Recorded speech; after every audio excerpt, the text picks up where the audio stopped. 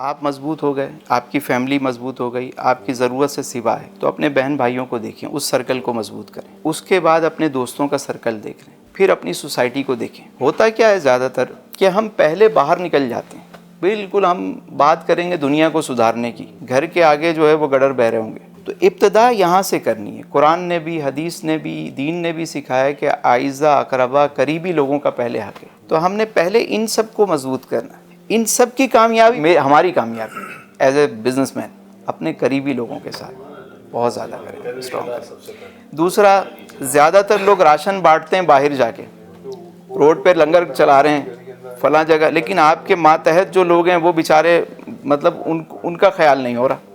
پہلے ان کی ضرورتیں پوری کریں، کیونکہ آپ سے ان کے بارے میں پوچھا جائے گا، باہر والوں کے لیے آپ سے نہیں پوچھا جائے گا، وہ آپ کے ماتحت نہیں ہیں۔ جو آپ کا ڈومین ہے، اگر 10 لوگ ہیں آپ کے پاس تو 10 کے بارے میں آپ سے سوال ہوگا۔ گھر میں جو ماسی آتی ہے، جو ڈرائیور آپ کے پاس ہے، ان کے بارے میں آپ سے پوچھا جائے گا، ان کا کیا خیال رکھا تم نے۔ تو ہم نے اپنے قریبی لوگوں کو مضبوط کرنا ہے۔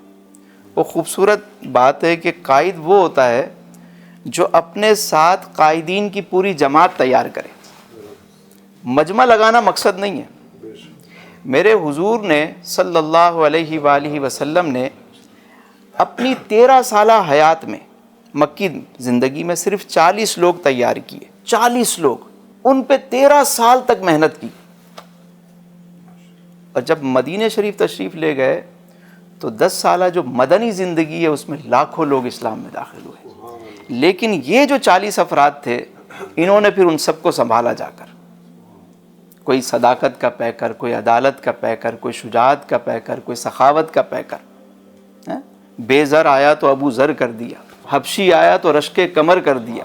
آپ کے جو قریبی لوگ ہیں سب سے پہلے ان کو مضبوط کریں آپ۔ اگر آپ ان کو چھوڑ کے دنیا کو سدھارنے نکل جائیں گے نا، خوشبو ہمیشہ یہاں سے پھیلنی چاہیے۔ یوں اگر میں نے خوشبو لگائی ہے تو حماد بھائی کو آنی چاہیے، بھائی کو آنی چاہیے، آپ کو آنی چاہیے، وہاں تک یوں خوشبو پھیلنی چاہیے۔ یہ نہیں کہ آپ نے خوشبو لگائی، آپ پشاور فون کر کے پوچھ رہے ہیں کہ خوشبو آ رہی ہے نہیں آ رہی، قریب والے کو آ ہی نہیں رہی۔ تو آپ کے ماتحت قریب لوگ ہیں، جو قریبی ہیں، ان سب کو آپ نے اٹھانا ہے ایز اے بزنس مین۔ بہت بڑا منصب اللہ نے آپ کو عطا کیا ہے۔